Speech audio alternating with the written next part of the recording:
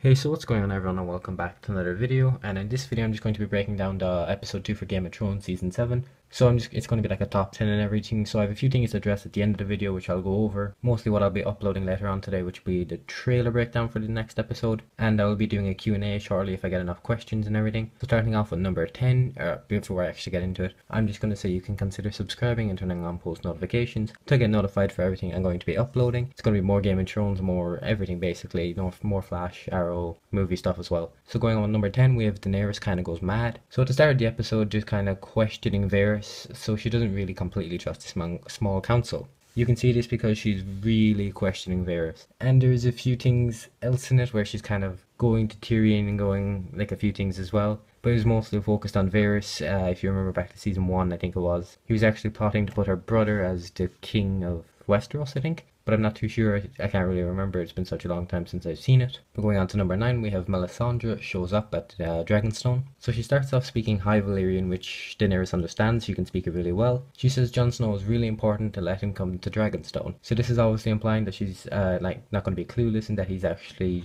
kind of King of the North and everything. He knows everything. He'll basically show you, or he'll tell you what he's seen with his own two eyes, and Tyrion kind of vouches for him. So he's saying that he trusted him, that he was in the Night's Watch. So I can't wait for that to come back next episode with, I think it's going to be Melisandre and Davos are going to have like a reunion. So we have, going on to number 8, we have Cersei trying to turn the Tyrells. So Cersei's actually trying to turn the Tyrells to help her in defeating Daenerys. So this is really clear. Basically, she's trying to kind of turn Samwell's family against him to help Cersei against Daenerys. But Samwell is going to help Jon Snow, and Jon Snow is going to help Daenerys. So they're going to be on opposite sides. So going on to number 7, we have Ser Jorah. We finally get to see him out of his little place, but I wish to show it off him getting actually out of it. But his grayscale got a lot worse, like he's got really bad. It's basically all over his body now, and so curing Ser Jorah's grayscale by cutting it off and treating it. So it's obviously we see Samwell trying to do this, and no one else in the Citadel was actually going to do this. So Samwell was the best bet for doing this. So I'm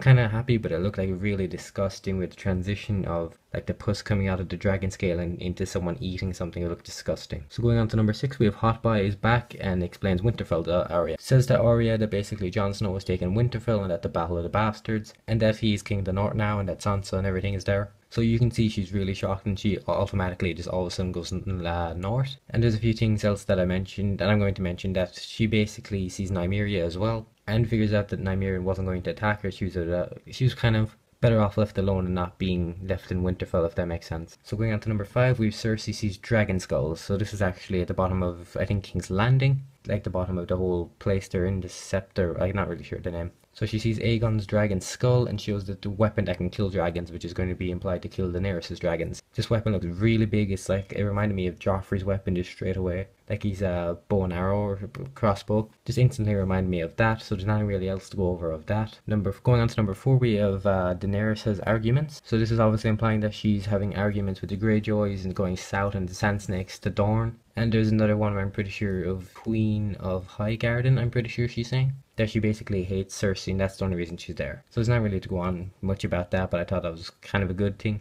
I wish to show the sandsnakes actually getting there, but you know, that was fine as well. So going on to number 3, we have Jon Snow gets a raven from Samwell. So this is obviously the Samwell sending a letter that's Dragonglass and Dragonstone. And we got a letter earlier in the episode where it's saying to actually go to Dragonstone to meet with Daenerys and to bend the knee. So this is obviously just implying that he's going to be going there next episode with Davos, Melisandre. So that's obviously something I can't wait for as well. That's going to be amazing. So going on to number 2, we have Littlefinger goes to the crypt and basically goes to Jon Snow there. Makes it very clear what his Littlefinger is going to do to Sansa. So it obviously implies that he loves Catelyn, that he actually loves Sansa. So this means that when Jon Snow actually leaves, you can see him smiling and looking up at Sansa. So this is obviously going to imply that Arya is going to come back and she's going to get his weapon, like his Valyrian steel. So it's going to be kind of saying that he is going to die, and that is going to be by Sansa and Arya.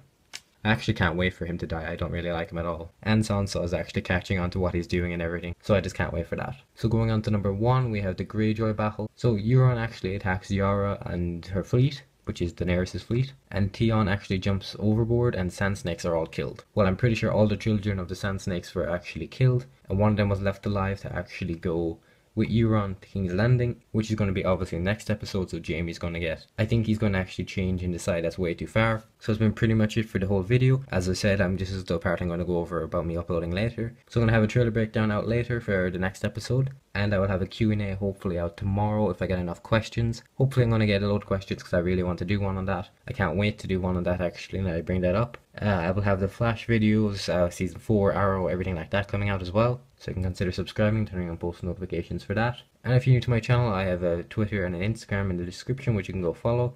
Just in case you don't get notified if you do subscribe, if you do subscribe, go follow my Twitter because I'll be tweeting every time I upload. So with that being said, I will see you tonight, and you can now click here for the Thor Ragnarok trailer, and you can click here for the Justice League trailer. So I will see you in the next one, and peace.